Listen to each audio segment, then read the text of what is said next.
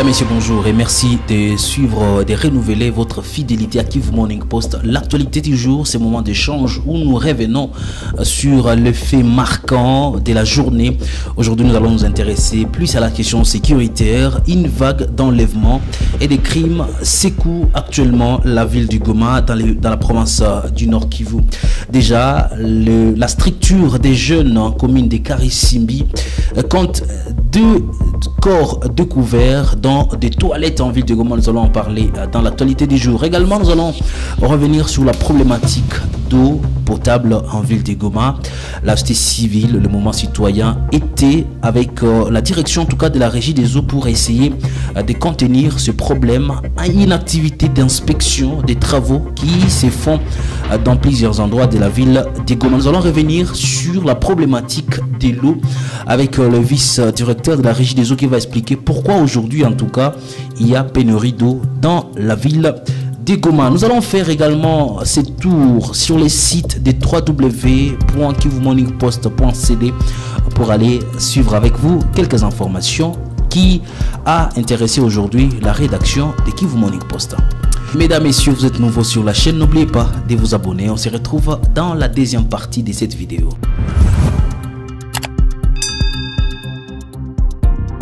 Un avortement volontaire met fin à la vie d'une fille au quartier Ndosho. La fille a été jetée dans une toilette. Le corps a été découvert un jour après. C'est une situation qui se passe dans la ville de Goma. Et on va revenir ici également par rapport à ces derniers incidents en date concernant le corps sans vie d'un jeune garçon de 12 ans qui a été découvert à Kabutembo en commune de Karisimbi, où en tout cas la victime qui s'appelle Gad et fils de Pakom Bifuko avait été enlevé par des bandits il y a une semaine. Son corps a été retrouvé et transporté à la morgue de l'hôpital Il-Africa de Goma. Un jeune en tout cas de 12 ans.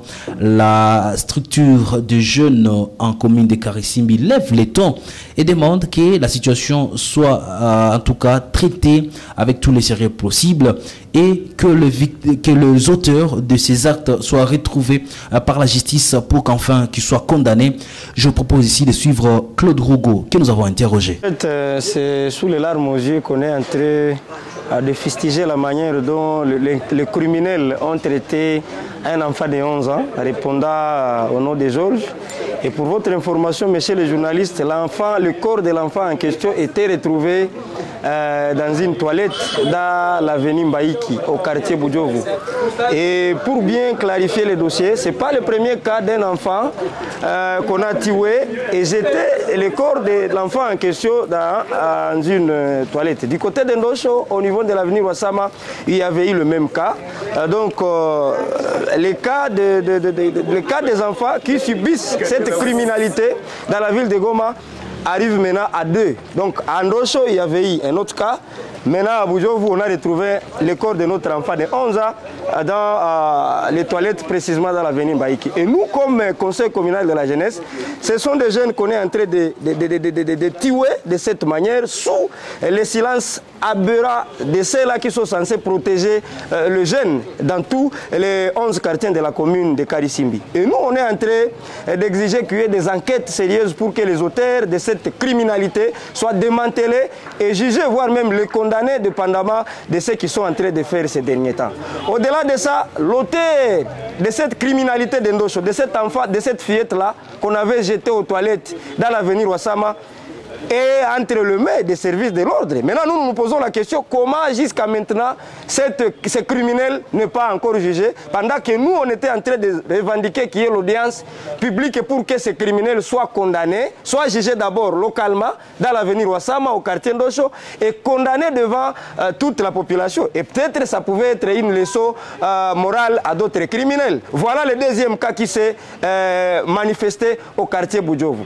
tuer nos jeunes de cette manière, on en a assez. Et là, les autorités sont vraiment priées de chercher ces criminels à tout prix pour qu'ils soient condamnés et jugés dépendamment de cette criminalité. Parce que nous sommes en train de parler de la situation sécuritaire dans la ville de Goma. La soirée d'hier, donc au mardi 8 août 2023, aux environs de 20h, une nouvelle tragédie s'est produite à Goma où un revendeur dignité a été tué par des bandits dans les quartiers Kéchero en commune de Goma, à proximité du petit marché de Nyarubande vers 20h. Je l'ai dit, les auteurs de ces actes odieux n'ont pas encore été identifiés selon les sources sur place. Ce sont donc des situations qui font peur dans la ville de Goma et nous essayons de crier tout haut pour que, en tout cas, justice soit faite et que la population soit sécurisée comme il se doit. Et puis il faut le dire, en ville de Goma, vers une solution durable à la pénurie d'eau, les acteurs impliqués autour d'une table, ils étaient déjà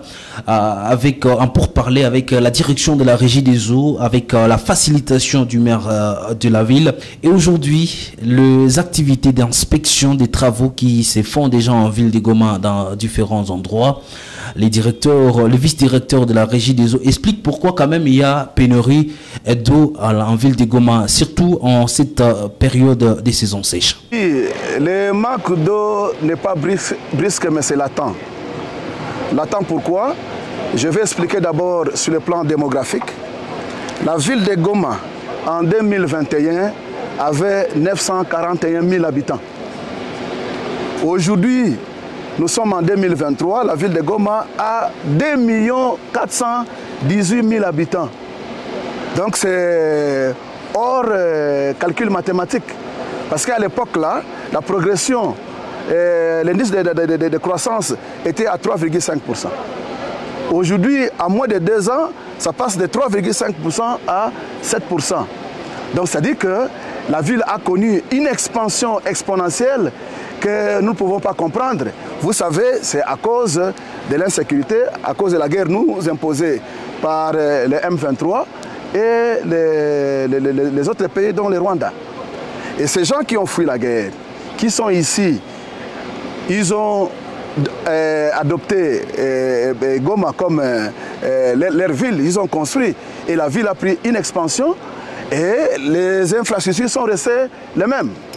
Donc il faut investir, il faut construire pour suivre ces populations-là et donner de l'eau à cette population qui sont en manque d'eau. Rendons-nous à présent sur le www.kivumorningpost.cd et la première information qui nous intéresse et qui a intéressé la rédaction de Kivu Morning Post, Francine Mulumba propose une loi pour une meilleure protection des droits des consommateurs.